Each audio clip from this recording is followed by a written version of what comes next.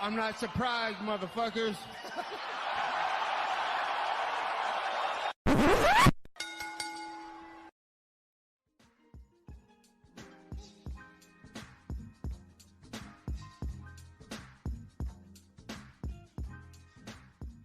What is up, ladies and gentlemen? Welcome back to the Courtside Soundoff podcast. Once again, I'm Josh and Angel. As always, welcome by the one and only man of the hour, too sweet to be sour, my friend and yours, the host of the Courtside Soundoff podcast, Angel Ortega. We got a lot of stuff to talk about this week. UFC Vancouver went down over the weekend. UFC 321 going down over the weekend. The Oklahoma City Thunder are 1-0. The Chiefs are back winning. It's a great time to be alive, ladies and gentlemen. As always, a few sponsors of the show: Rogue Energy, ELYXR, and BetMGM. Rogue Energy and ELYXR. Code Soundoff at checkout. It's code Soundoff at checkout. When you go to those links down below, spell all caps when you spell the brand's name for 10% off of all their amazing products. And then also BetMGM. I mentioned it, guys. The Oklahoma City Thunder 1-0. The Chiefs, hot, man. They're hot right now. They return on Monday. This coming Monday against Washington. And look, dude, I don't normally give out bets, but I feel like with no Jaden Daniels, Angel, the Chiefs coming in there, it's really hard for me to see the Washington football team being able to have a chance. All right. So I'd personally throw some money down on the Kansas City Chiefs. But if they don't win and you follow my advice, and take that link down below, you get up to $1,500 in the bonus bets paid back. If you do not hit, contact 1-800-GAMBLER if you're having any issues. But if you want to have some fun with us, throw some money down on whether the NFL, the NBA, the UFC, boxing, whatever it is. Hey, World Series coming up too. It is the best time of the year. All sports are going on in October. So a lot of fun stuff you could do. Yeah, man, that's it for BetMGM. Follow the link down below. I got to ask before we get kicking off. It's October now. The weather's starting to get cold. What is your favorite fall activity? I got to ask.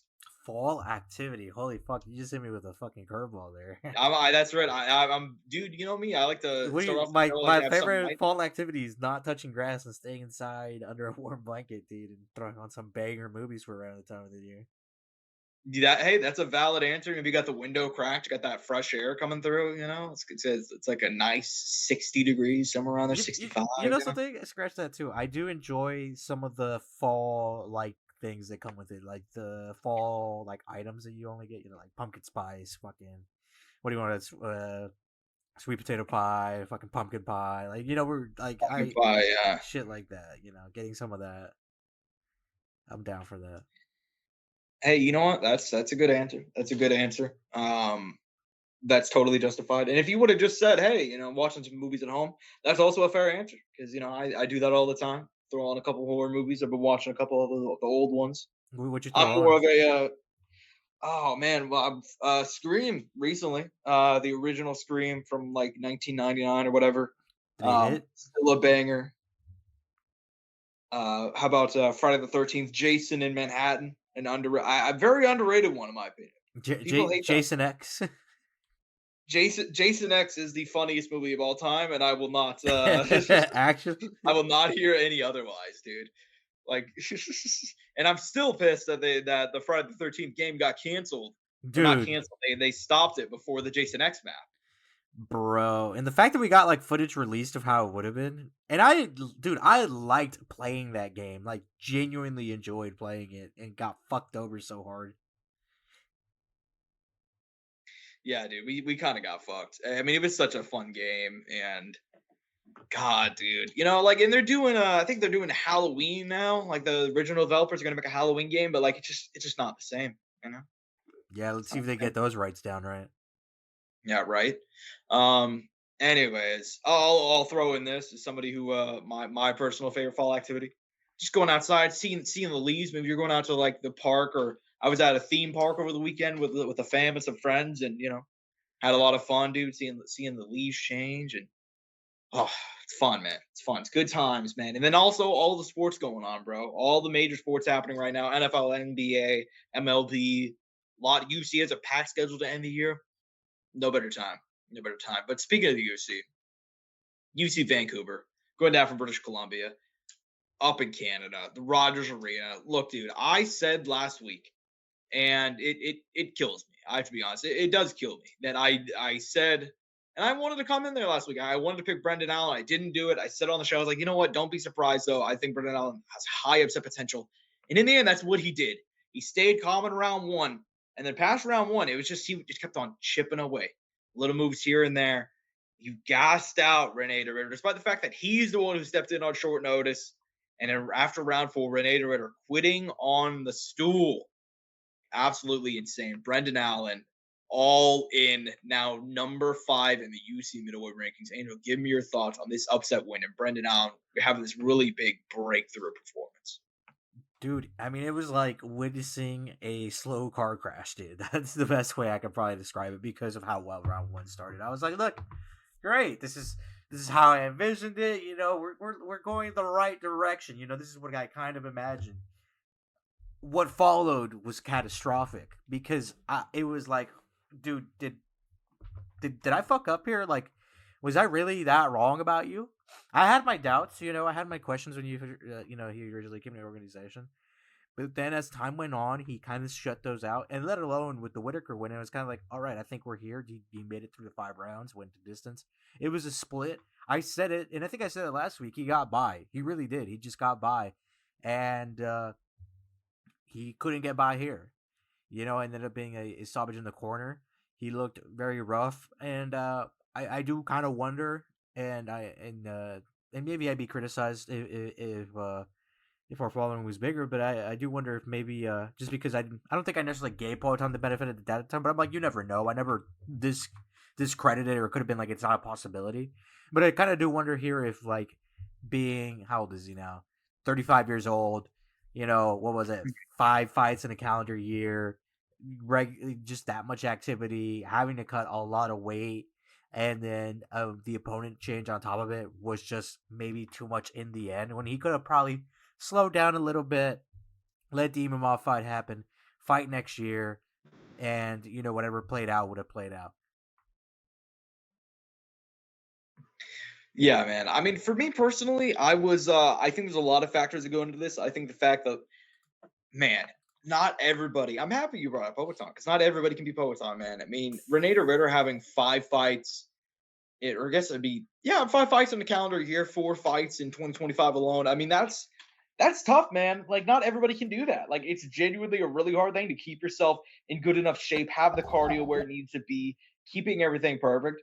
And the reality is that Brendan Allen is a really, really good fighter in his own right. And I think he was being overlooked. And the main reason why I didn't pick him last week is because he goes for it so hard at times. He does leave himself open on the mat and on the feet. But overall, I thought if he can fight smart, if he can keep himself on the outside, if he can just chip away at Reinier de Ridder, stay away from the dangerous spots, he's going to end up doing well. Did I think he was going to make him quit on the stool in the way that he did? No. I was surprised at how easily past round 1, I'd say. Maybe not round 1, but I'd say like more like the part way through the second. He easily dominated Reinier de Ridder on the mat. That was pretty surprising to me as well. Full props to him. And I don't think it's a case where we were wrong about Reinier de Ridder. I don't think it's like he's bad or anything. I do think at the same time, though, there's a lot of factors. He's older. Like I said, 5 fights in a calendar year. That's a lot of wear and tear. God knows what his training's been like as well, you know, not including all that. So, yeah, man, honestly, and just an impressive win. And I think some people are kind of taking this to be almost downing on Reinier de Ridder that he's not as good as they wanted him to be. And I don't think that's very fair. I think this is just a genuinely great performance by Brendan Allen, personally. But at the same time, I will say this does give us some clarity now, Angel. At the top of 185 pounds, Nasruddin Imavov will presumably be getting that next title shot. Give me your thoughts on that. Or do you think Brendan Allen, because obviously this was kind of viewed as like a little 4-way kind of mini tournament, do you think he has a shot potentially getting a way in there? You know, I think at this point in time, I think it's decisively Nazarene. I am curious to see what they decide to do with Fluffy and Hernandez because they did not fight that long ago. And the only other kind of logical matchup they could do is either one of those two guys fighting Dricus, unless they just want to do Fluffy into the next title shot and maybe make Allen fight Dricus in a fight, and whoever wins from that is the next one after Fluffy, or who knows, some variation of that, or maybe if Allen gets it in against Rikus and Fluffy can't get back in on time, maybe a Brendan Allen sneaks in like that. And on top of that, I do think that, and I didn't even say this either when I was talking about RDR, but I do think his next fight at 85 will be very indicative of his future going forward. Whether this result was this was an alarm or not an alarm, you know. So I did want to express that.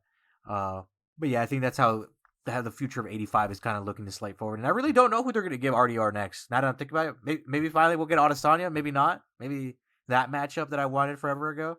It's Strickland RDR. What is Strickland doing? Strickland is ranked 3 right now in the division, which I don't know if that exactly. I don't even remember who Sean beat last. Man, I mean, he's on his last. Didn't he last? He's 1-2 in his last 3 fights. Yeah, I was gonna say. I mean, I'm pretty sure his last time out was him getting, taking the belt from Dricus, or getting the belt, I guess, from Dricus. I think it's Allen, Sean. I think Allen actually called for that fight. Now that I'm thinking about it. Well, and I think that makes so much sense, dude. I think it's a genuinely great fight. I know that Brendan Allen has no problem talking that ish. And, Sean Strickland, that's all he does is talk. So, yeah, man, I like that next. I think that makes sense. I think I don't really want to see – you brought up Izzy. I don't really want to see – I think, him specifically, I don't really want to see him fight any of these guys on the rise. I think we kind of know where he's at this point, Adesanya. But I do like the talk of a Brendan Allen, Sean Strickland fight. Maybe Fluffy DDP, pair those two up. I think that would make sense as well. So 185 looks good though right now, man. We're back on track. You'd love to see it. This co-main event though, man. Brendan Allen, I forgot to say this. The Canadian's largely dominating. He's not Canadian, but you get what I'm saying. Well, actually, my bad. He's actually part Canadian. Okay. I thought I saw him come out with the flag on Saturday, and I wanted to double check. His grandparents are from Canada, so representing Canada on Saturday night with Brendan Allen, he picked up the win. For the most part, a good night for the Canadians. And the co-main event is, Mike Malott defeating Kevin Holland. I mean, controversial to put it lightly, right? I mean, not exactly the clean win he wanted. Mike Malott landing 2 huge shots to the dick.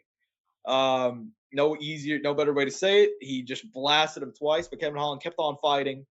And, Mike Malott ended up getting the better of him across 3 rounds. Biggest win of his career. Now in the rankings, give me your thoughts on the fight and ultimately all the controversy as well. I mean, dude, the fight was a shit show. I mean, it goes hand in hand. I think you can't talk about this fight without talking about the officiating and fouls. The result almost feels so irrelevant to me because it didn't feel like a adequate way to even break into the rankings if he does break into the rankings from this win. Dude, it was so bad. It was so bad. I mean, to the point where a point wasn't taken away from the foul, to the extent that they could have called the fight, like multiple times where Kevin Holland was asked to respond and he didn't, and they let the fight continue. And the ref was more in his right to be like, something, you didn't respond. You're not telling me yes, I can continue. No, I can't continue. To me, that's not a yes or a no. It's done for me. Like that. Even to that extent, we didn't have that kind of assertiveness in there. That would have been more than okay. Or even calling the fight a no contest, which would have been very much justified because I don't think Kevin was able to properly continue to compete in any capacity for the rest of the fight. He tried to properly compete, but I think he was more than compromised and wasn't able to. This was not a valid competition. This was such a shit show of a co-main event, such a sad night of officiating. This might have been one of the worst officiated cards that I've watched in my time of watching this sport. Mm-hmm.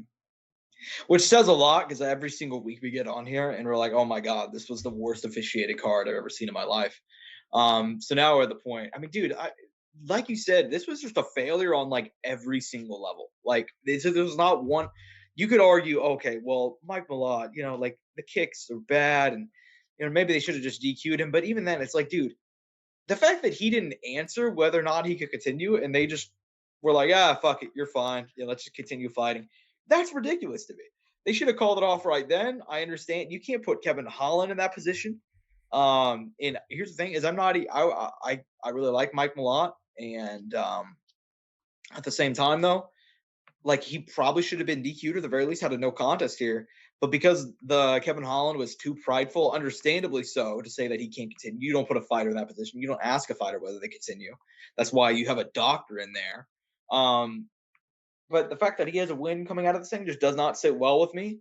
And I like the guy a lot. And I was really looking forward to this whole fight and, seeing him potentially try to make that big step. But this was kind of one of those fights where it just, for everybody, it feels like a loss. You know what I mean? Mike Malott doesn't get anything out of us. Kevin Holland obviously just loses some cash. Does not get the win bonus. And everybody hates the refereeing. Once again, we're sitting here talking on the podcast about refereeing whenever we should be talking about just incredible fights. So, yeah, man, disappointing. But, I mean, we're at the point now where it's like it's not surprising whatsoever. And we have this conversation basically every week at this point. So, disappointing, but not shocking, I would say. But the rest of the card, though, overall, man, I don't want to say, I mean, it was a mixed bag. I'll say that. It was a mixed bag, I thought. There were some really good highlights, though. Ahmed Zahabi defeating Marlon Vera by split decision. Ahmed Zahabi, dude, 1 month away from 38 years old, and now has won, 7 fights in a row, and Pedro Munoz in there, Jose Aldo in there, Marlon Chito Vera in there. Give me your thoughts on this win and just the insanity that is Ahmed Zahabi's run right now. Dude, I mean, for me, this was a disappointing fight for Cheetah. Inevitably in the end, because he had been out so long. And even like during the interviews this week, he was like, something, if I'm losing, clearly I'm doing something wrong. You know what I mean? Like, I have to be doing something wrong. I had to like sit down and talk to myself and be like, I have to make some changes, or I have to address this stuff. And in the end, this fight ended up being a split decision. I felt like you could have maybe gone either way, honestly, in my opinion. It was tight. It was hard to score. I think I said it the night of. I think after round 1, I'm like, that's gonna be a hard round to score. It's gonna be a hard fight to score in general. Once again, I think the thing that eludes Cheeto and really bothers me about how he fights, and I've said it, his pacing is horrific. You know what I mean? Like, he does not start fast. He doesn't know how to. He likes just like letting the fight develop on its own rather than, I feel like, sometimes himself going for it, which I think he could definitely do. And look, even in the second, man, when he had him hurt, I felt like he could have been more aggressive about it. I don't know if he necessarily would have gotten a finish out of it, but he definitely could have laid some more damage and really got him worn out going into the third. I mean, he was the younger cat in this fight. He was the fighter who should have been putting the pressure on the damn near 38-year-old bantamweight trying to make a run when you're the 32-year-old younger guy, And like I say, for me, sometimes for Cheeto, it's just not enough output, not enough this, not enough putting himself in the fight to make it seem like he did good. Like I said, you could definitely make an argument he won the fight, but at the same time, Cheeto, you're not painting it to make it decisive and make it easy like that. You're making a fight that's looking difficult to score and not pleasant to the judges. Where they're like, I think it might have gone this way. I think it might have gone that way. I feel like a lot of times in Cheetah's career, like if he just would have like gone for it, maybe had more output, he would have got some of these big decisive wins, and maybe would have been at a title shot even sooner. But it is what it is. He lost another one. He's still young. He has time, but I think he needs to make an overhaul on how he fights to get these wins, because he's not a guy who's taken. I mean, obviously the Sean O'Malley fight, maybe there's been some in there, but I don't think he's taken a world of damage where I think he should be worried about taking one every now and then to get 2 or 3 in, especially because he's such a technically sound guy. I mean, Cheeto's technique is great. Like, you look at Cheeto fights, it looks pretty, but pretty isn't going to win you fights always. That's true, and I think it's a really good way to say it, man. He kind of felt like this fight just slipped away from him. I was kind of hyping up Ahmed Zahabi, but I do think this is kind of a situation where it's like, man, if he just went forward a little bit more, we're not sitting here having this conversation. So I came away feeling like Cheeto was probably the better guy, and I feel like we've seen him at the top level prove that he could be the better guy.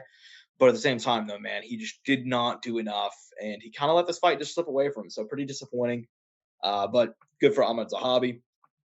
This one shocked me. Manon Fiorot knocking out Jasmine Jasudavicius inside of a round. This is Manon Fiorot's first fight since she lost in her bid for the title. Jasmine Jasudavicius, the best Canadian fighter in the UFC. I feel pretty comfortable saying that right now. If she won this fight, she would have gotten a title shot. Instead, she just got annihilated. Give me your thoughts on that one because, dude, it looked like I gotta Jalen say though, Jasovich was Josh, just best yeah. Canadian fighter over Iman Zahavi. I mean, up until this weekend, I'd say so. Yeah, I mean, I think you could put Tom Hobby up there now, but I meant heading into the By the card. way, Canada's best fighter is damn near 38-year-old bantamweight. You know, like just to. I mean, if that doesn't, I'm sorry, Canada. It's just the state you're currently in, but damn. Speaks to the greatness of Ahmed Zahabi, though. I mean, that's true too. I can't fault that either. Yeah. But I mean, to break into this fight a little bit, dude. What was the last time you saw a female fighter ice another female fighter a minute into the fight? You know what I mean? I feel like you have to go back to like Cyborg, Amanda Nunes, like those gals to be like, yeah, within a minute of the fight, it was done. You know what I mean? Yeah, dude. I cannot remember the last time I saw a finish like that, not involving one of the big three, I'd say, like Rousey, Nunes, or Cyborg. Like, I can't remember the last time something like that happened. Yeah, I mean, actually, Aaron Blanchfield, I remember, had a couple of really nice first-round finishes early in her run. But for the most part, yeah, like, it's not normal to see that sort of thing. Just an utterly insane knockout there from Minifero. I think she still has potential to be a champion at some point. And that fight with Valentina Shevchenko, like earlier this year, was a pretty close fight, man. I mean, she kind of got dominated early, managed to rebound, and ultimately almost pull it off. So I think Manafrova still has a lot of potential in this division, man. Taking a look down, Charles Jourdain defeating David Grant inside of one round. That was surprising to me, man. David Grant was on a really nice run. I thought this could have been a really nice breakthrough win. Not really breakthrough, but kind of a one to potentially get himself either into the rankings or fighting somebody just outside of it. But yeah, man, great stuff from Charles Jourdain there. Kyle Nelson defeating Matt Frevola. Angel, I'm going to toss it to you because this is another just mind-boggling ref mistake here in this one. Was this the one that got started and restarted? Correct. At the end of the first round, Matt Frevola knocked down. There isn't even much to say. I feel like there's even less to say about the last compared to the last one. It was, dude, you can't just do that shit. You know what I mean? You can't just be like, oh, never mind, guys. I was wrong. You know, like let's continue. You know, like you can't do that shit. Yeah. Yeah, man. I just could not believe that. It wasn't even a situation where like somebody was like, "Oh, the crowd was too loud, you didn't hear." But like, dude, like you can clearly hear the clapper on the audio. Like you can very clearly here's the 10 seconds. It's only like 7 seconds go by, and nothing happens, and he just stops it. And for like there was like it was way longer than a minute too. Like you can argue there wasn't even a situation like Anderson Silva Bisping back in the day where Anderson throws the knee and he thinks the fight's off. Like no, like the referee legitimately looked like just changed his mind. Like they were all celebrating. They were not even in the corners, and he's like, "Oh, go back to your corners. Go back to your corners." So then it took like 2 minutes for the fight to get restarted. It was just ridiculous. Good for Kyle Nelson for pulling it off. It would have been awful if he lost that fight after stopping Matt Frevola in round one. But hey, man, he got the knockout and the decision. Also, good dude, stuff for him. We didn't even say it. Like shitty for fucking Matt Frevola having to go in there again and take unnecessary damage. You know, because I mean that also did happen. Yes, exactly. He took a lot of unneeded damage. He did make a good rally in the second and in the third, but still got edged out on the decision. So unfortunate for Matt Frevola. Nonetheless, man, you take a look down. Drew Dober, dude. Kyle Perpolic, I've been mispronouncing his name wrong. I heard him say it on the broadcast correctly, so I apologize to our boy Kyle here. But Killshot was up 2 rounds to nothing, I thought. Drew Dober ends up getting a point deducted as well in the third after one of the most brutal dick kicks. Hey, all I got to say, though, Josh, my bet for Drew Dober KO did hit. It worked out. Yeah, I'll say, one of the smartest veteran moves I've seen in a long time. This was a case where it's like, look, you can say that the referees should be more active in MMA, but they're not. And Drew Dober seemingly knows they're not. He was down on the cards. He needed a break. He landed the hardest dick kick of the night. Kyle went down like he got shot. And takes 5 minutes, gets up. They take a point away. And then, to the credit to Drew Dober, he's like, you know what? It's over, man. And then he just runs straight ahead, gets the knockout. I mean, I felt so bad for our boy Kyle, dude. I felt really bad. I'm a Drew Dober fan, but he got just bodied like that with the kick, and then the follow-ups. Insane, dude. Absolutely insane. So good stuff from Drew Dober there, I mean, guess. there was no other way he was gonna win, man. I can't hate on it, but it is kind of like, damn, like this is the other end of it. Like if they do take a point or two, and they do restart, like that result can occur. That did happen, Yeah, exactly. Yeah, man. I just couldn't.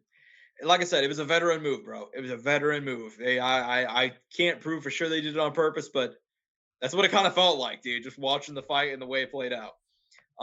Nonetheless, you look down, Aor Quilling defeating Cody Gibson by first round knockout. I feel bad for Cody Gibson there, but Got solid iced win. in seconds, dude. Yeah, dude. Really impressive stuff from Aori there. Bruno Gustavo da Silva looking good, man. Looking good. Ends up picking up a third round submission winner of Park Sang Young. Like to see that down to 125 pounds. DeJordan Roberto dos Santos defeating Danny Barlow. A little bit surprising to me. But good for him. I thought Danny Barlow, I mean, I wouldn't say I wouldn't say I had high hopes for him coming into the UFC, but he was undefeated. He had, obviously a couple solid wins heading into this one, but he lost last time out of Sam Patterson. Now he's dropped a second one in a row. Kind of disappointing. And then Stephanie Luciano picking up a win. Yusuf Belogray defeating Azamat Bekov by third round stoppage. Solid win there, dude. And then also Melissa Cronin defeating Tanara Lisbio. I thought she looked good, by the way. She's a newcomer. She's making her debut. She wasn't even like a contender series person. I think this was like a last minute kind of thrown together thing. And I guess they were trying to sneak in one more Canadian fighter. I thought she looked really good. Like her technique looked really good. I think she has a lot to work on. But I was like, something? I kind of want to see your next fight now. And I'm not gonna lie to you. You can say that a lot of times for newcomers, and then not even in any offensive way, but let alone a lot of the female fighters. Yeah, dude. I mean, I'll say I was very, very surprised, very impressed, and I feel like it's so nice to get somebody coming in off that's not from the contender series. You know what I mean? Somebody just new that you don't know a lot about. But I feel like almost every time they do that now, they grab somebody on short notice. It's kind of like they're used as kid, huh? Well, actually, no, it wasn't. She hadn't fought since October 25th of last year in the LFA. Okay, all right. Well, so regardless, a solid pickup though. Solid pickup.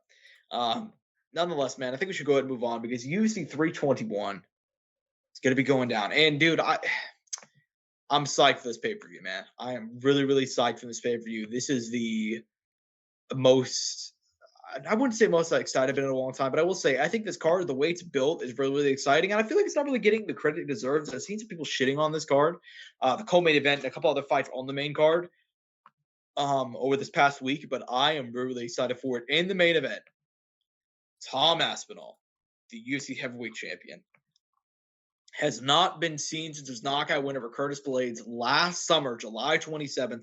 He's fought once in the past, damn near 2 years. He sat waiting for John Jones. He didn't get the fight. Basically, everybody knew he wasn't going to get the fight, but here he is, finally the undisputed champion, taking on Ciryl Gane. Ciryl Gane is one of the best heavyweights on the planet. He is a former interim champion. He is technically coming off a win over Alexander Volkov, and as well as Sergey Spivak. But let's be honest here, Angel. This feels like it's a setup for a massive Tom Aspinall win. It feels like this feels like his opportunity to go in there and just show how good he is after all the waiting. And he has a guy, funnily enough, a former opponent of John Jones, a former opponent of Francis Ngannou. He gets to show where he belongs now in the heavyweight discussion as a champion. Give me your thoughts on this fight, man. Look, I don't think I could have worded it any better myself, especially setting that up for me. Look, this, like you said, I feel like this is a big Tom Aspinall moment. I said it. I can't remember if it was a year ago or maybe even 2 years ago at this point. And I was like, dude, we might have a generational heavyweight talent iced out right now, just because he's not getting the opportunity he deserves. He's not being allowed to do what it seems he can do. And now finally that we're in the position where he does have the full on title, and he will be defending his title, and he's actually gonna be named. He's gonna be announced as heavyweight world champion. Can he show up? Can he do it? And I think he will. Because if he's everything he's touted to be, everything we think he is, and it's kind of weird because there's not many times like dude, what other time can you think of there being a UFC champion and there's still questions about him? You know what I mean? That's the other thing, right? We still have questions about Tom. How does Tom deal when the fight goes really far? How does Tom's ground game look if he gets taken down and someone's on top of him? We have all this stuff. How does he look how does he react when he gets tagged? Because all the fights have been all Tom Aspinall directed. It's been him doing everything and winning. And granted, if he's just that great, maybe that'll be like that for the rest of the time, or who knows. But I think he needs to come in here and kind of get a statement win, and then on the same way on the other end, for Gane, who's being given this opportunity again somehow, when in reality it should be Alexander Volkov here. You'll hear me mention that a lot throughout the show. Let's see you do something. You need to do something again. Make something happen, because when you've been put in this position, there's been an utter lack of anything from you that allows us to believe that you will be anything in this sport beyond just a high-ranked heavyweight, and that's it, but can't cross the line. When it feels like you have certainly capabilities and physically you look the part, but for some reason can't capture whatever that next it thing is. Mm-hmm. Yeah, man. Yeah, I mean, for me, I think this fight is so interesting, but not necessarily because of much of what Ciryl Gane's doing. I think it's just interesting because I want to see where Tom Aspinall lands I brought up earlier. He's facing a guy, former opponent of Ngannou, former opponent of John, and it feels like this is kind of his way to make a statement and kind of be like, I am the baddest heavyweight on the planet. And look, I mean, I don't think John Jones is ever gonna, find his nuts, and I don't think he's ever gonna sack up and fight Tom Aspinall, so to speak. But I think Tom Aspinall's gonna go out there. I think he's gonna make a statement, and I think he was even joking about it in media day. Somebody asked him how do you think this fight's going, and he's like, "Oh, you know me. I'm a point fighter. Probably a split decision for me. Probably just gonna stay on the outside. He just joking around. He's gonna go in there, and I think he's gonna blast double takedown Ciryl Gane. He's gonna maul him on the mat. I think on the feet, even on the feet, I think Ciryl Gane can have success. Obviously, he's longer. He's a kickboxer who knows what he's doing. Solid jab, light on his feet. But at the same time, I also think Tom Aspinall, man, Ciryl Gane, if there's one thing we've seen, he does leave himself a little bit wide open at times. And especially to the right hand. We've seen Tai Tuivasa catch him a couple times like that. Nearly finished him, obviously, in their fight years ago. We see Ngannou landed a couple of shots even whenever he had torn everything in his knees. I think Tom Aspinall is going to go in there and finish him, Angel. I think it's not going to be very, very close. Current line from BetMGM, minus 425 for Tom Aspinall. Ciryl Gane coming back to plus 310. I mean, yeah, it's hard for me to see Tom Aspinall losing this fight. But I am curious. Do you think what chance would you give Ciryl Gane of winning if you had to give him a percentage? 15%. 10%? 15. I said 15. 15. Okay, 15. Yeah, that's kind of where I'm at too. I mean, I'm not going to say that it's weird because he is one of the greatest guys of the division. It just doesn't feel like he should be in this position right now, and it feels like I said, just kind of a setup for Tom Aspinall to go out there and get a big win over a big name that he kind of needs. Nonetheless, whenever I said people are kind of making fun of this card, this is the fight I'm referring to. This co-main event, Virna Jandrioba, 37 years old, the former Invicta champion. That's right, folks. September of 2018, your boy Josh was out at Memorial Hall covering Invicta FC 31. That night, Virna Jandrioba defeated Janisa Moran to hold the Invicta FC strawweight title. 7 years later, she will be fighting for the UFC strawweight title, taking on Mackenzie Dern. Mackenzie Dern has won 2 in a row, a long-time contender in this division, but it felt like unless something changes, she's not really going to be able to find her way into a title shot. She's not going to be able to figure out how to become champion. Well, with no champion now at 115 pounds, Zhang Weili is relinquishing the title to fight Valentina Shevchenko. There will be a new champion at 115. Angel, we've been calling for Virna Jandrioba to get a title shot for a long time. How do you think this fight plays out? Dude, I mean, at this point, to me, you're finally getting the opportunity. You cannot falter. You cannot fall short. They've already fought once. It was a decent fight. It's been 5 years.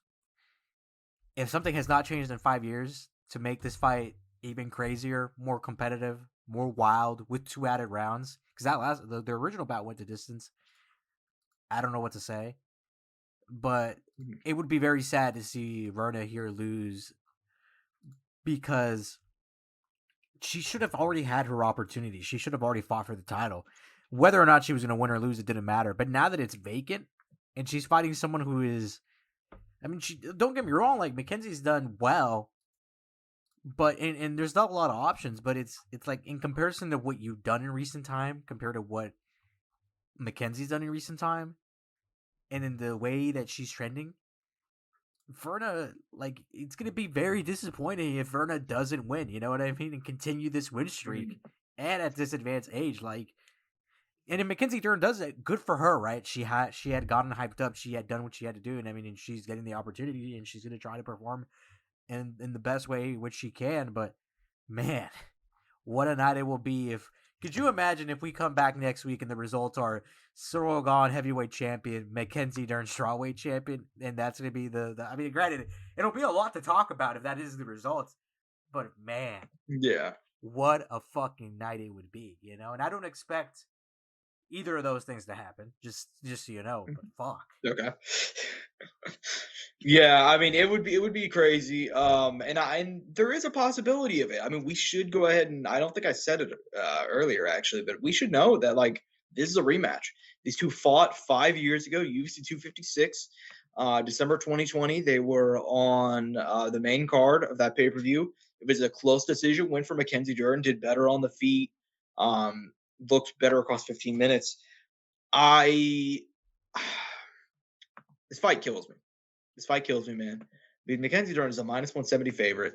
I've wanted Virna Jandrioba to get a title shot for a long time. I don't think she can get the job done, though, man. I'm going to take Mackenzie Dern to go ahead and get the job done. I think Mackenzie Dern and New. I think stylistically, it's a bad fight. I think they might have. I don't think they did it necessarily intentionally, but Virna Jandrioba is now 37, going to be 38 soon. You know, if you look at her history, specifically, she's fought some solid names, but matchups that are kind of stylistically solid for her. You know what I mean? Like Yan Xiaonan, not really known as a traditional grappler. Amanda Lemos struggles a lot on the mat as well. Reinier Rodriguez as well. Like some of the names in her run, I think the Lupe Godinez one is probably the best win overall. But a lot of the fights that she's won have been fights where it's somebody that you kind of she'd be the favorite. You know what I mean? She hasn't really had to be put in situations where she's not going to excel. Mackenzie Dern is awesome on the mat, like arguably just as good as Virna Jandrioba. She also, something to not overlook, she has 5-round experience. She has 3 5-round fights in the UFC. Virna Jandrioba has not gone the 5 in the UFC. In fact, she's only gone 5 once in her entire career. It was years ago, back in Invicta. I think Mackenzie Dern and dude. I think she's going to be solid on the feet. I think that probably going to be where the fight's probably going to contest most of the time. I think she knows how to go the full 5 now. I think she's seasoned. She's younger. And I think Mackenzie Dern's going to pull it off here. She's a slight favorite. It doesn't really feel like she should be, but she is a slight favorite. But, yeah, man. I mean, I will say I won't be surprised at all if Virna pulled off the win, and I got to be honest, I'm kind of rooting for that to happen. But nonetheless, I think Mackenzie Dern, dude, I think people dunk on her so much, but she's genuinely really, really good, you know? So that's the way I feel about it. Well, we'll find out this weekend, Josh, if she actually is genuinely good. Yeah, I mean, it's just like, I mean, I guess we'll see.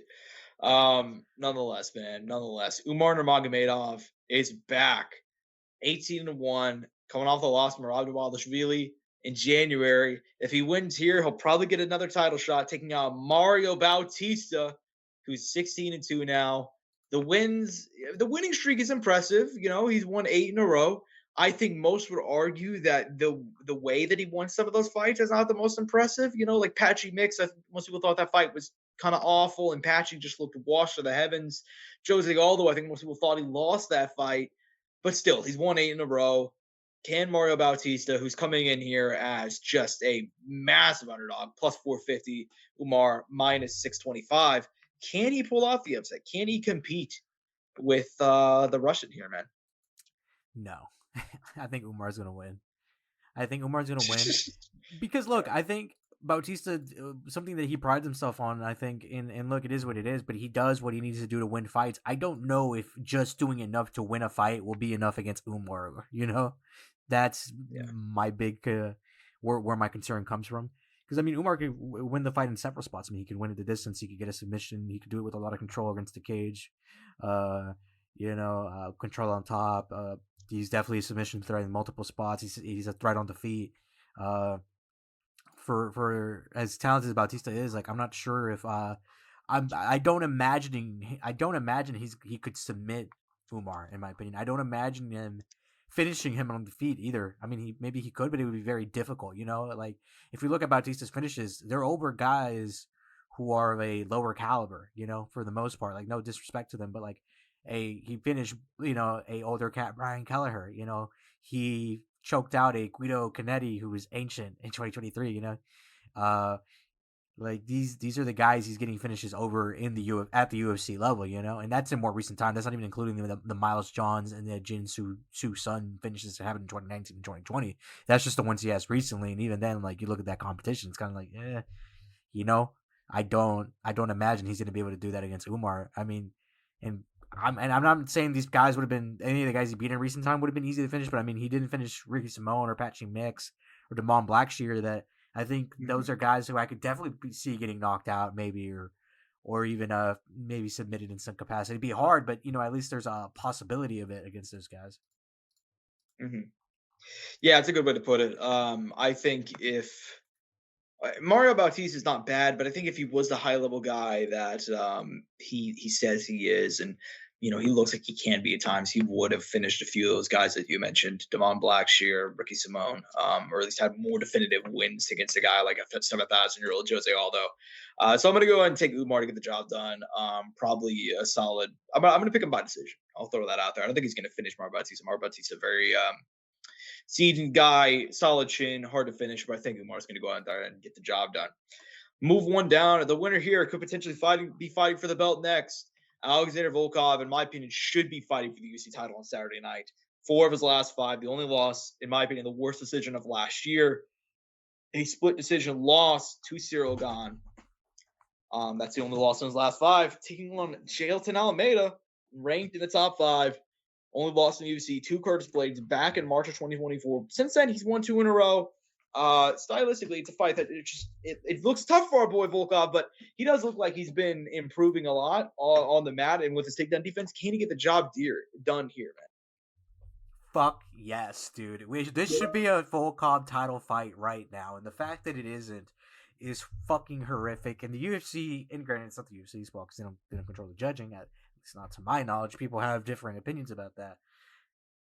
He should be in the position that Ciryl Gane's in. We should be getting a Tom Aspinall Volkov rematch. And look, I know we had that fight. The result was decisive. But, look, it's been long enough. I'd be okay with it. And he was more than deserving to be in that position. Going into this fight for me, my big thing is I feel like, and I said it whenever Jalton was, kind of getting his wins, leading into the Curtis Blades fight. Look, he's doing great. But in my opinion is, once he can't get that takedown or that takedown slows down, how will his fight career look after, and how will that shift? And you saw that when he ran into Curtis Blades and his takedowns got stuffed, it was a completely different element, and Curtis Blades did whatever he wanted to him. Granted, I know Volkov's had his own troubles with it, getting taken down, and that's definitely been a thing that's given him a lot of trouble throughout his career. But I don't believe that Jailton Almeida is the kind of wrestler that out of the caliber that's going to control Volkov in that capacity at all. Jailton Almeida is good when he gets the fight to the ground, but I don't think he's necessarily great at getting the fight to the ground. So I think if Volkov is able to keep this fight mostly on the feet, make those takedowns difficult, and get some offense off on the feet, I think this will be more than definitively, in my opinion, a Volkov win. And I can't wait to piss all these people off on the internet when he gets this victory and he's calling for his fucking title shot at that building against whether it's Ciryl Gane or Tom Aspinall. Yeah, you know what, dude? I got to be honest with you. I came in here fully expecting to pick Jailton Almeida, but you hyped me up, so I'm going Volkov. Yeah, man. I mean, I think he has been improving a lot. I mean, the way that and he's never really gotten the respect or the credit, I think, for the improvements he's made, the way he's grown in his career. I feel like he's never really gotten the credit, and I feel like the Ciryl Gane fight should have been the one, but obviously they had just the horrific decision, and he did not get that credit. So I think he's going to pull it off here, and I think he's going to get the title shot, and I think we're going to get a Tom Aspinall Alexander Volkov rematch. If not, though, when Jailton Almeida comes through, realistically, I like that fight against Tom Aspinall, man. I think it'll be a very interesting stylistic matchup. So I'm cool with either one of these cats coming through and getting the title shot next, honestly. So long as, but knowing the UFC, Ciryl Gane's going to like somehow pull off the win, and they're going to end up giving him another time. They're going to give him, they're going to have Tom Aspinall pull off the win and get Ciryl Gane another title shot. So we'll see what happens, though, man. We'll see what happens. Opening up the card, a light heavyweight. Man, Alexander Rakic back for the first time since his loss to Magomed Ankalaev in October of 2024. He's lost 3 in a row. Doesn't feel like it, but he's lost 3 in a row, taking on Azamat Murgadzov. 15-0. Not really super experienced at the top level, but he's 4-0 in the UFC. A couple of solid names under the belt. Alonzo Menafield, Dustin Jacoby, the best, I would say. Give me your thoughts on this main card opener, man. Should be a fun one. Before we even dive into it, when was the last time Rakic had a win? Do you know by chance? I want to say it had to be 2021, 2022, because I know it was pre-injury. Yeah, I mean, yeah, you're right on that. It was Thiago Santos, March of 2021. He only competed one time in that year.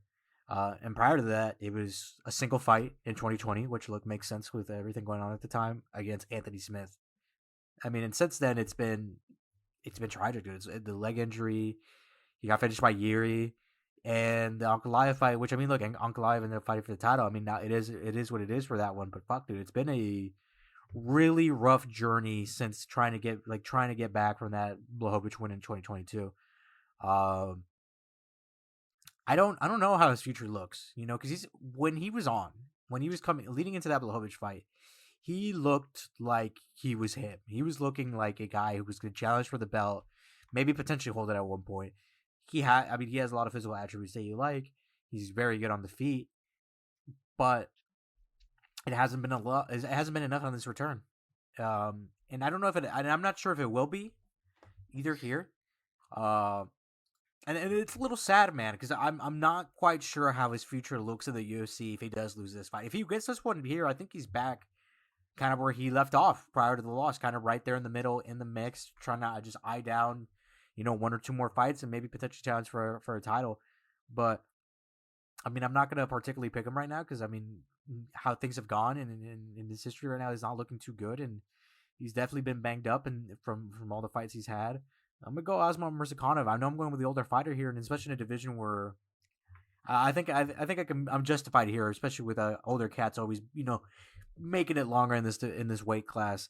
But yeah, no, I mean, I think I don't know if it's been a conversation at all in any. I haven't even heard it mentioned in any podcast, but I feel like it looks very dark after this win for Rakic. Like he's gonna have a long rebuild to be a contender again if he does lose this fight. I agree. I will say though, I mean, Alexander Rakic coming in here, the odds are damn near pick 'em. Minus 105 for Rakic, minus 115 for Azamat. I'm going to take Alexander Rakic, man. I think he's lost 3 in a row, but I don't think that really shows the depth of how good he can be and how good he actually is.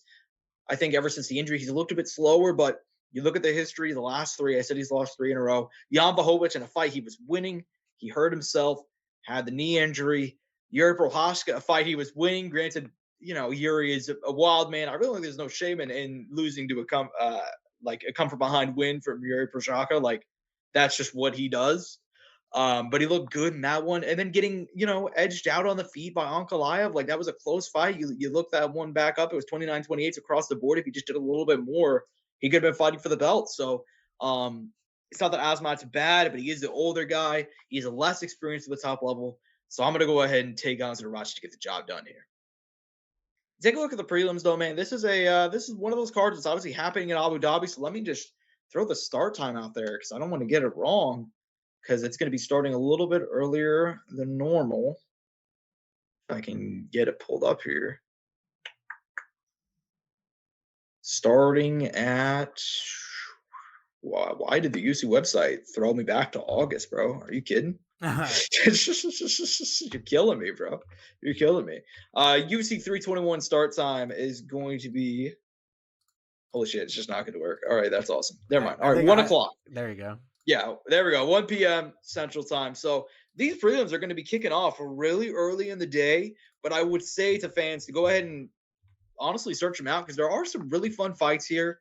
Nasrat Hakparas taking on Quillan Salakid. I like that fight a lot at 155 pounds.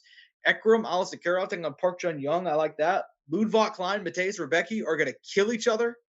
The return of Abdul Karim Al-Sawadi. I like that. Nathaniel Wood back. Hamdi Al-Dawaba Angel. I know you're excited for this one. How about the return of Hamdi versus Chris Huggy Bear Barnett? I love this fight a lot. Chris really needs a win. Hopefully he can get it. Give me your thoughts on which prelim fight you're most looking forward to from this one, man. Dude, a number of them. I think the prelims are so well constructed. I think it's just a really good, like, just pay-per-view as a whole. Like, genuinely. Like, a great numbered event. Even despite, like, the hate the co-main's getting, like, I mean, really look through it. It's good. There's names you know all around. And if you don't, I feel like you're probably just misinformed. Like, opening up the card, Jacqueline Armour, and a girl who came through the Contenders, who's went from just being kind of a jiu-jitsu gal who's kind of, like, putting it together and kind of developing a full-on MMA game. For taking on Mizuki Inoue, who hasn't fought in a while, by the way. So this one really threw me off. Azat Muxon versus Mitch Raposo. Good fight right there. Obviously, you mentioned Biggie Bear fighting Hamdi. Jose Delgado, who is like low-key building up a little win streak here with several finishes in there against Nathaniel. Nathaniel Wood, who is, I think, the most underappreciated guy in the promotion as a whole, who was formerly a bantamweight, now fighting at featherweight. And obviously, we're going to finally get to see the debutantes of Louis Sutherland versus Walter Walker. And I mean, Mateus Rebecki, Ludwig Klein is just violence personified. Unranked 55ers who are absolute fucking savages. And then let's see how Ikram does against the Iron Turtle. You know? Like, genuinely. How is he going to do against a guy who is literally the treading force of 185, you know? Mm-hmm. Yeah, man. I mean, I like all those fights that you just went ahead and laid out there. I'm really happy that you highlighted Mizuki Inoue coming back here. Really exciting. 1-3 or last 4. Been out for a long time. Excited to see her as a fan of women's MMA. Excited to see the return of Mizuki. As a man that respects women, you know. As a women enjoyer, as a women respecter, even. Yeah, man. Really big fan of Mizuki. As a MMA feminist, you know. That's a fucking great way to put it. I'm an MMA feminist, bro. Okay, dude, actually, that'd be a great shirt. MMA feminist. MMA feminist, dude. That whenever we start up the merch line, dude. Whenever we start up the merch line, MMA feminist is gonna be up there because that's another solid one. Can you believe our 3 openers would be DTF down to fight, MMA boner, and MMA feminist? Dude, MMA bone. Yeah, dude. Yeah, that's yeah, perfect, dude. Perfect. Anyways, man. We should move on because we do have a couple other things going on. Because really sad news. We actually don't have a lot of news to kind of highlight this week, but we do have a few things. And I think something we should kick off with is after we filmed last week. I believe it might have been either the day after we filmed or 2 days after we filmed, but regardless, man, Duke Rufus, one of the longtime coaches in the sport. Obviously ran Rufus Sport out in Wisconsin for a long time. It just so many good names: Paul Felder, Anthony Pettis, Sergio Pettis, a lot of former UC. Like we just saw him in the corner of Sergio, like over at that PFL card where he got that huge spinning back elbow knockout. Like Duke Rufus is still very, very involved. I mean, I listed some of the names there, but even guys like Tyron Woodley, like Stephan Bonner, Jens Polder, like Ben Askren, like he coached so many good guys. passing away at the age of 55. Don't know anything yet, based on what his business partner said. He just passed away in his sleep. So honestly, like if I'm being honest, probably like one of the best ways to go, if we're being honest, especially considering some of the horrific things we've talked about whenever we talk about people passing away on this show, in the world of combat sports. Nonetheless, Duke Rufus leaves behind an incredible legacy. Angel, give me your thoughts on everything and just kind of your kind of what you can say about Duke. Dude, I mean, it's heartbreaking. It's someone we've seen around the sport. Like if you watch fights like we have week to week to week, I mean, more likely than not, you've 100% in some capacity definitely seen him in the corner. You know who that is. Especially once you get attached to these guys and attached to these gyms, you're like, oh, that's X fighter. That's Dewey Cooper. That's X trainer. Regardless, sad news. Sad for the fighters. Sad for the family. Sad all around, man. Not very old either. Still relatively young in life. Still had a lot to give. And dude, I mean, for all these guys, he was still training. I mean, that's such a what do you do now? You know what I mean? Like literally, what do you do now? Like obviously, there's other coaches and stuff, but these guys have built multi-year relationships. They have built. They've been chosen to be coached by him. You know what I mean? Dedicated time individually to him, and now that person is gone. You're not gonna. Now you have to rebuild this entire new relationship with someone else. And for some guys, and we've seen this in the sport before, where people have lost coaches, they could never find that coach and fighter connection ever again. So I genuinely hope that all the guys that were trained by him can find someone or find some sort of connection with someone, even in the gym, to kind of to find themselves again. Because this is, I imagine all of them feel lost right now, and not even just lost, but heartbroken on top of it. Yeah, man. I mean, it's just that's really good. Honestly, he was. If you're somebody who watches MMA, he was in the corner consistently. You know who he is. You saw him there, and I mean, like I just said, dude, like he was literally in the corner, like just recently for the Sergio fight. Like it's life is fragile, and yeah, that's literally all I can say. Like it's just such a legend, and it's insane that he's gone. You know what I mean? Like this was one of the more hard ones, man, just because of how out of the blue it was. Like it was seemingly fine, and like that's the way life goes, unfortunately, sometimes. So, just yeah, just hard to really talk about. But props to Duke. I saw all the tributes coming in across the MMA community. Just such a well respected guy, and also let's say this. An absolute savage. Look up Duke Rufus highlights, man, because whenever he was in his prime, the guy was an absolute beast. So before he was a coach, he was an actual fighter himself. So go ahead and pay your respect to Duke Rufus and go ahead and look that up, man. In terms of other news, we should probably go ahead and move on because, dude, this is. I mean, we heard a rumor about this actually a while ago, but now we have some.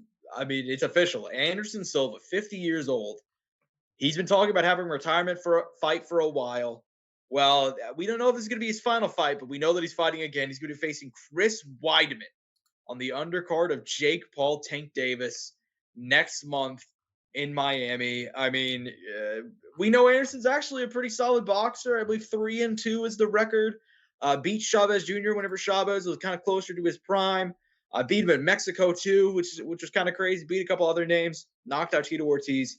Chris Weidman looked washed to the heavens over his last few years in the UFC. Ultimately, asked for his release last year after getting knocked out by Eric Anders to join the Global Fight League. That didn't work out, so now he's here and he's having a boxing match. Give me your thoughts on this one. This is so out of the blue. Like it doesn't feel like these guys need the box. You know what I mean? Like it's happening, but it doesn't feel like it needs to happen. Sometimes it makes sense. There's grudge matches definitely in the past that you were like, oh, okay, well, this kind of makes some sort of sense. Both these guys are strikers. They competed before, but it's Chris Weidman, no hate him, who was a wrestler fighting Anderson, who was a stand-up guy who literally all he wanted to do for like one of his dream things to do was to compete in boxing as well. And granted, they're both older; they can do it certainly, but like I said, I don't know if it needs to happen. Yeah, I agree. I mean, it doesn't need to happen. I mean, it's hilarious. I don't know what to say about it. I just felt like I had to throw that out there because insane that we're still doing this thing. Chris Weidman was one of the. I feel like they could have gotten somebody better too at the same time, man. Like, I don't really feel this is going to be very competitive, even though Anderson Silva's 50 years old. Chris Weidman is, I think, just turned 40, or maybe he's 39. Like, they're just such a level of difference between the two striking on the feet. So, pretty insane. Last thing I'm going to talk about, I think we talked about previously. The goal and the reports coming out was that the UFC wanted Ilia Topuria to headline the first Paramount card in January against Justin Gaethje. That has reportedly turned out to not be true. We saw, I believe, Paddy Pimblett tweet this past week some along the lines of like, hey, why hasn't Ilia accepted the fight yet? He didn't say Ilia, but you get the idea. And then we saw a later report that apparently that was not just him blowing smoke. They are legitimately trying to do Ilia Topuria versus Paddy Pimblett next for that card. Obviously, Paddy's a very big star still. He has the UK market. He's coming off a huge win with Michael Chandler. Still feels a little bit crazy. Give me your thoughts on if that turns out to be real, and would that work for you as the first big card of this new era on Paramount? I mean, you could certainly get away with it. Do I think it was the right fight to do next? Fucks. No, dude. I mean, it was always Armin. It was always Armin, and it always should have been Armin. And unfortunately, we didn't get that fight. But in Armin's book, too, against Dan Hooker, I mean, we also need to state that. And then I know at that point, your options are slim. But, I mean, they did this. The UFC did this to themselves. They could have had that big-time 155 fight happen right at the start of the year. And then, like I don't even know if you mentioned it, but earlier or a few months ago or in the past few weeks, it was like Justin Gaethje rumors that it was going to be Justin Gaethje versus Topuria, which is like, oh, okay, I guess the UFC folded and gave Gaethje the title shot because they said he was going to retire if he didn't. Now, within the past week, as you just mentioned, now we got into the rumors of Paddy potentially being it, which if that is the case, I mean, I get why they're doing it. You can do it, but should you do it? I don't know. I felt like I would have been more than okay seeing Paddy fight one more, and if he got another win, that would have been really massive, and that would have been another big fight that you would have had some, kind of hype up, built up for leading into the Ilia fight. I guess they kind of want to strike while the iron's hot, and while Paddy still has some sort of, hype on him or his following still decently strong, but I felt like they could have made this fight even bigger than what it was. And granted, none of this is official. We don't know for a fact yet, but it's certainly looking like we're coming down to the final two options, and we know that someone needs to be available by January to fight Ilia, and it seems like those are probably your two guys to go to because it's not going to be Dan Hooker, it's not going to be Max Holloway, it's not going to be Charles Oliveira, and we know for a fact it's not going to be Armin, and Islam's fighting in a few weeks. So we kind of know what direction we're going here. Yeah, basically. I mean, I agree with you. I think this feels a little bit too soon. It feels forced, and I think Ilia Paddy is actually a genuinely really, really big fight. I think they could have built it up. They could have used some of for example, I think you and I pitched like a while ago since they were still doing the Ultimate Fighter. Do that. Like do the Ultimate Fighter with Paddy and Ilia. That's a genuine beef. You don't have a lot of genuine beefs in the UFC anymore. Like these guys have been beefing for years whenever they weren't even a part of the same weight class. So to kind of just throw it together now, I mean, the fight would happen in a bit under 2 months anyway. Like, not a lot of time to really build it up. Be kind of disappointing, but I get it too. Like, it's a really big fight, so I don't know. I mean, and when do you think that January card usually gets announced? Anyways, do you think it'll be in November? Yeah, it would probably be in another week if I had to guess, something like that. So yeah, we're getting there. I mean, we're gonna know what potentially the first headliner of the main for the event of 2026 will be, and not even just that, but for the Paramount era. Yeah, man. I mean, it's going to be a brand new era, which is for the UFC, which is huge, and I really hope they take it in the right way, in the right aspect. And like I said, I think this is a fun fight. Like, I don't hate the fight genuinely, and I really like it. It's just that I feel like it's a little bit too soon. So, anyways, man, anything else you want to go ahead and talk about before we bounce out of here? No, man, I think that's it. I mean, it was a solid pay-per-view. Obviously, we got a fire recap coming back next week. And are we going to have a little break after this one? I don't know. No, we're not. We're going to be straight into another card because I thought we had a week break in here at one point. But yeah, definitely excited to come back and recap and preview next week's main event of Steve Garcia versus David Onama. Yeah, Josh, are you not excited? And a co-main of Waldo Yes, Cortez dude. Acosta and Ante Delija. I mean, I will say, genuinely, those are two good. Like, if those were on a card, I'd be like, oh, fuck yeah, I'm watching that. But are they main event The main headliners? event? Man, they're really pushing it. I mean, they They're could be pushing one it. day. They could be. They just haven't built them up to be like that. You know what I mean? Unfortunately. Yeah. But that's. I mean, I will say though, that is such a banger that like I'm yeah. not that mad at it. It's MMA boner, dude. Don't get it twisted. It's MMA boner. It's the rest of the card, which is like the biggest issue. Like the main event for like an Apex, you know, like it's not bad, I guess. But the rest of the card is MMA blue balls. You know. Like let's just call it as it is. I mean, dude, they got Rent, Kalen, Vieira, and Norma Dumont, who could potentially be fighting for a title on the fucking prelims. I don't know if this is updated, but at least via Google. I mean, just to give you an idea, dude. You know what I mean? They have debutants Nick Klein, who I think is Glutval Klein's brother, on the card. Like, they're just so you guys see what we're working here. Yeah. Yeah, dude. I mean, that's just. Oh no, that's not. I got it mixed up. I thought there was a fighter recently who was trying to get their brother into UFC. I thought it was Glutval Klein. I thought Nick Klein was the one. Never mind. Yeah, fair enough. Yeah, I mean, it's gonna be a card. It's gonna be a card. I'm excited to recap the pay-per-view though. Yeah, I'm at Josh Evanoff on Twitter. He's at Angel Ortega _01 at Courtside Sound for all things related to the show. Go ahead and follow our sponsors down below, and I hope you guys enjoy the fights this weekend. Have a good one.